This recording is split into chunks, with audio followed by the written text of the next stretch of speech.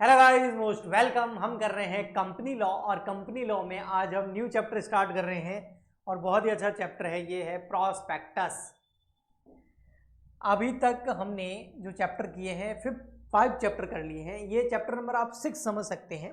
आपकी बुक में चैप्टर आगे पीछे हो सकते हैं नंबर वाइज, बट नाम प्रॉस्पेक्टस है ना, तो समझो पूरा कंटेंट सेम रहेगा, क्योंकि उसका रीजन है कंपनीज एक्ट 2013 के हिसाब से ही हमारा पूरा कंपनी लॉ है। तो फिर कंपनीज एक्ट चेंज हो नहीं सकता।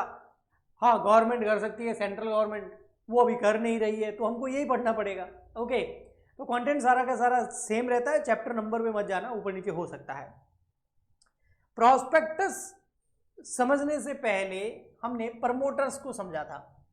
प्रमोटर्स वो लोग होते हैं जो कंपनी का इनकॉर्पोरेशन करवाते हैं, कंपनी का रजिस्ट्रेशन करवाते हैं और उसके बाद में कंपनी के लिए शेयर इशू भी करवाते हैं, क्योंकि शेयर इशू करेंगे तभी कंपनी के पास पैसा आएगा, तभी कंपनी अपने बिजनेस को कर पाएगी, है ना।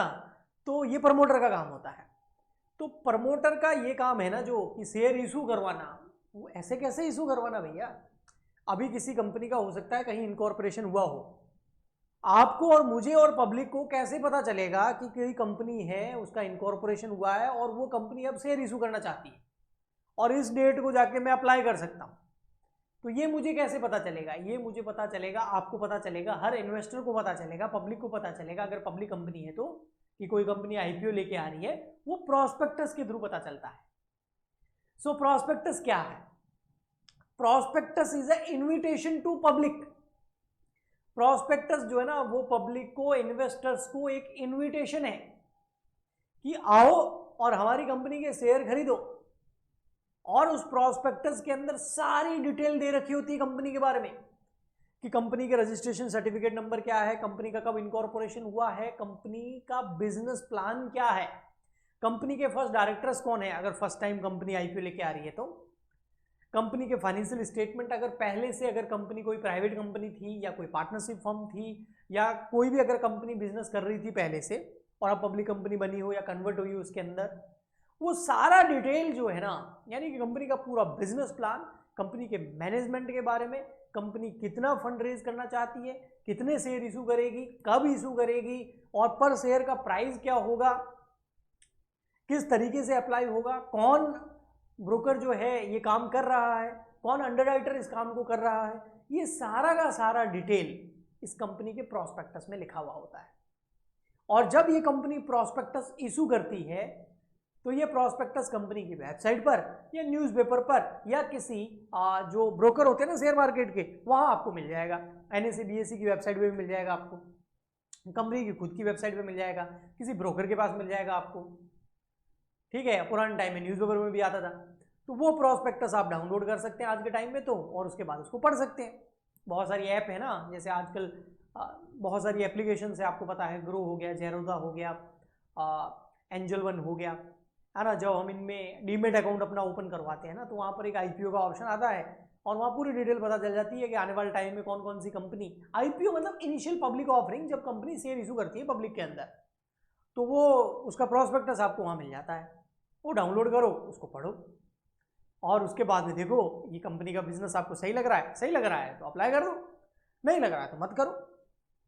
तो prospectus is a invitation to public, ये एक तरह का एडवर्टाइजमेंट है।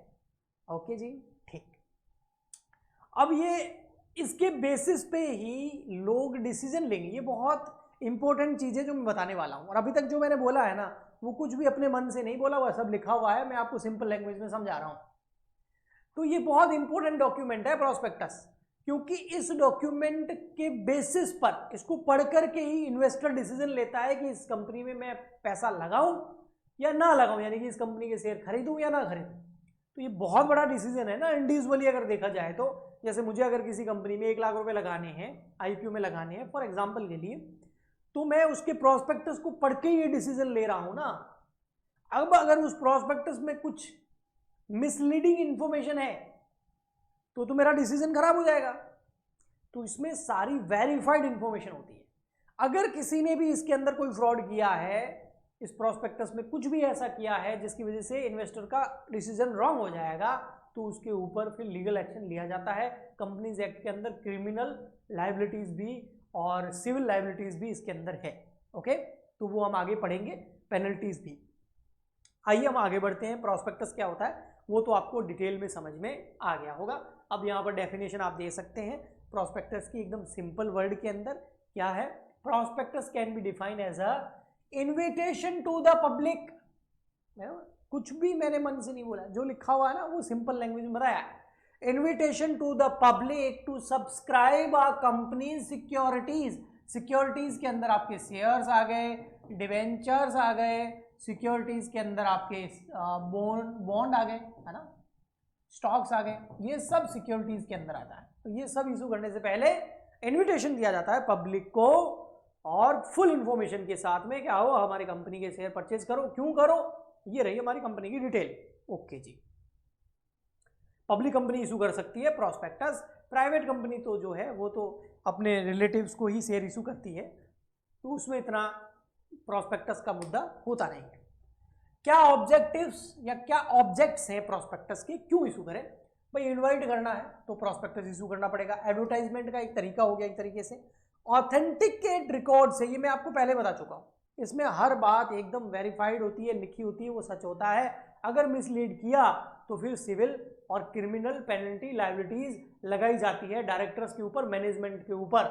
जिसकी गलती है उसको छोड़ा नहीं जाएगा। ओके जी, प्रोटेक्शन होता है एक तरीके का इन्वेस्टर के लिए, क्योंकि इसको पढ़कर ही इन्वेस्टर डिसीजन ले सकता है। तो अगर सही चीजें लिखी हुई है तो एकदम करेक्ट डिसीजन होगा कि मैं इन्वेस्ट करूं या ना करूं। ओके जी, अब हम पढ़ते हैं नेक्स्ट हमारा, वो है टाइप्स ऑफ प्रोस्पेक्टस। ये एग्जाम में आपको पूछा जा सकता है। सबसे फर्स्ट है हमारा एब्रिज्ड प्रोस्पेक्टस। ये क्या है सर? ये समरी है। ये क्या है? समरी है, क्योंकि प्रोस्पेक्टस जो होता है ना रियल वाला, वो बहुत लंबा चौड़ा प्रोस्पेक्टस होता है, 200-300 पेज में होता है।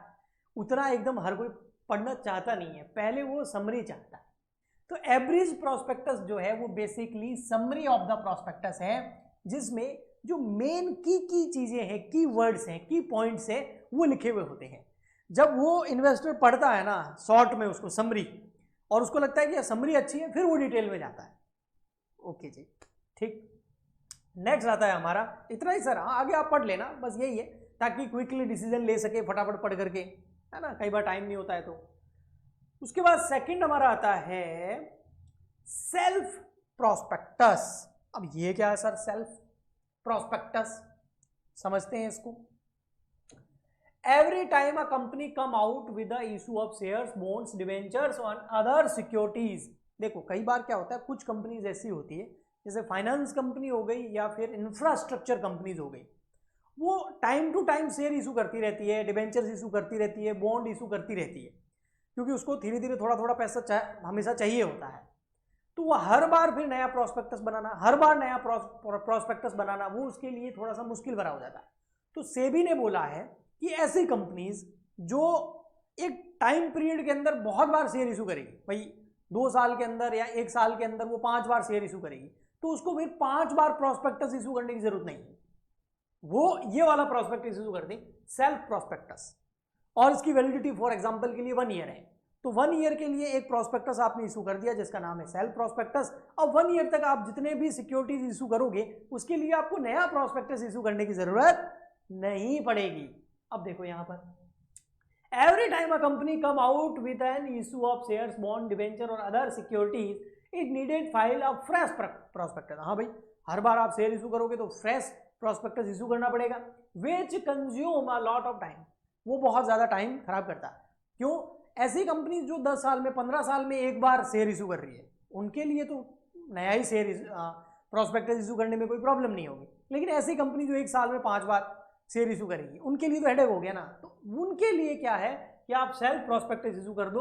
उनके लिए जो सेल्फ प्रोस्पेक्टस जो है वो इंट्रोड्यूस किया गया कंपनीज अमेंडमेंट एक्ट 2000 के अंदर। एक बार आप ये वाला प्रोस्पेक्टस इशू कर दो, उसके बाद में उसकी जितनी वैलिडिटी है उस टाइम पीरियड में आप शेयर्स इशू कर सकते हैं बिना न्यू फ्रेश प्रोस्पेक्टस इशू की। ओके जी, नेक्स्ट चलते हैं। तो 2 हो गए हमारे। थर्ड नंबर आता है हमारा फिर डीम्ड प्रोस्पेक्टस। अब डीम्ड वर्ड तो अपने आप में ही बहुत अच्छा वर्ड है। डीम मतलब मान लिया, है ना। कई बार होता है ना, जिसको हम बोलना तो नहीं चाहिए लेकिन हम मान लेते हैं कि वो हमारा फ्रेंड है ना। अब सामने वाले ने हाँ बोला है नहीं बोला है वो नहीं पता, डीम्ड, वो एक तरफा प्यार वो हो गया डीम प्रॉस्पेक्टस। मान लो कि ये प्रॉस्पेक्टस है। अब मान कैसे ले, देखो deem prospectus, where a company allot or agree to allot any of its securities to, मतलब कंपनी ने क्या किया, कोई एग्री कर दिया, कोई सिक्योरिटीज इशू कर दी पब्लिक को, और पब्लिक को सिक्योरिटीज इशू करने से पहले उसने कुछ इंफॉर्मेशन दे दी कोई पेपर में लिख करके, तो वो पेपर जो है वो प्रोस्पेक्टस माना जाएगा। Okay, deemed prospectus. मान लो आज के टाइम में नहीं होता है ये, हाँ आज के टाइम में सबसे ज्यादा प्रोस्पेक्टस जो देखने को मिलता है, क्योंकि कंपनी अभी पिछले साल इंडिया के अंदर बहुत सारे आईपीओज आए थे, अब थोड़ा वो ट्रम्प का टैरिफ लगाना और ये तो सब शेयर मार्केट गिरने लग गया, स्टॉक मार्केट गिरने लग गया, तो आईपीओज आने थोड़े बंद हो गए हैं। बाकी पिछले 1-2 साल में तो खूब आईपीओज आए इंडिया के अंदर, तो उन आईपीओज को जब इंफॉर्मेशन निकालते थे तो सबसे पहले आपको दिखता था ये word RHP, red herring prospectus. अब ये RHP क्या है सर, रेड हेरिंग प्रोस्पेक्टस क्या है? ये जो आपका मेन और फाइनल प्रोस्पेक्टस होता है ना, उसके जैसा ही है, सेम वही है, पर इन दोनों में फर्क है। फाइनल जो प्रोस्पेक्टस इशू किया जाएगा उसमें उससे पहले ये इशू किया जाता है RHP। RHP जो है ना वो फाइनल से मेन जो आपका एट द एंड जो प्रोस्पेक्टस इशू किया जाएगा ये फाइनल है, उससे पहले ये इशू किया जाता है। तो सर दोनों में फर्क क्या है? दोनों में सिर्फ एक चीज का फर्क है, ये वाले प्रोस्पेक्टस के अंदर नंबर ऑफ सिक्योरिटीज कितनी इशू करेंगे वो नहीं होता है, एंड सिक्योरिटीज जो इशू करेंगे, शेयर्स डिबेंचर्स जो इशू करेंगे उसकी प्राइस क्या होगी वो RHP में लिखी हुई नहीं होती है। तो क्वांटिटी और प्राइस RHP में नहीं लिखी होती है, किस दिन इशू होगा वो नहीं लिखा हुआ होता है। इसके अलावा कंपनी की सारी डिटेल होती है, मतलब कंपनी का पूरा बिजनेस प्लान होता है और प्रीवियस ईयर के सारे फाइनेंशियल स्टेटमेंट लगे होते हैं, कंपनी के डायरेक्टर्स, मैनेजर्स, मैनेजमेंट के बारे में फुल डिटेल होती है, तो वो सब होता है। क्यों इशू कर रहे हैं ये प्रोस्पेक्टस, शेयर क्यों इशू कर रहे हैं, पर्पस क्या है, जो पैसा आएगा उसका कहां यूज करोगे, वो सब लिखा होता है। बट शेयर की क्वांटिटी कितनी और किस प्राइस पे इशू करेंगे ये नहीं लिखा होता है, ये फाइनल में लिखा होता है। तो दोनों में ये फर्क है। ओके, तो ये देखिए आपका सेक्शन 32 ऑफ द एक्ट, कौन सा, companies act 2013, state that red herring prospectus mean a prospectus which doesn't have complete particular, अच्छा क्या कंप्लीट नहीं होता है ना, doesn't have complete particulars, क्या कंप्लीट नहीं होता है, price of the security and quantum, यानी कि quantity of securities offered for subscription. तो कितनी क्वांटिटी में शेयर इशू करेंगे, किस प्राइस पे करेंगे ये नहीं लिखा होता, बाकी सब लिखा होता है। अगर ये लिख देंगे तो फिर ये जो RHP है ना ये आपका मेन प्रोस्पेक्टस, फाइनल प्रोस्पेक्टस बन जाएगा। ओके जी, तो आई होप आपको अच्छे से समझ में आ गया होगा प्रोस्पेक्टस क्या होता है और इसके टाइप्स, ठीक है। और नेक्स्ट लेक्चर के अंदर हम इस चैप्टर को थोड़ा आगे बढ़ाएंगे और लायबिलिटीज वगैरह के बारे में पढ़ेंगे, प्रोस्पेक्टस के बारे में थोड़ा और पढ़ेंगे। आप अपनी बुक के अंदर अब ये टाइप्स और डेफिनेशन पढ़ोगे ना तो आपको बिल्कुल अच्छे से समझ में आएगी। आप प्लीज़ अपने अच्छे से नोट्स जरूर बना लेना, अपनी बुक की हेल्प से बना सकते हो और या हमारा जो ये लेक्चर है इसकी हेल्प से बना सकते हो, तो वो आपके एग्जाम टाइम में रिवीजन में काम आएंगे। हम मिलेंगे नेक्स्ट लेक्चर के अंदर, इसी चैप्टर को आगे बढ़ाएंगे। आज के लिए इतना ही, तब तक के लिए good bye and thank you.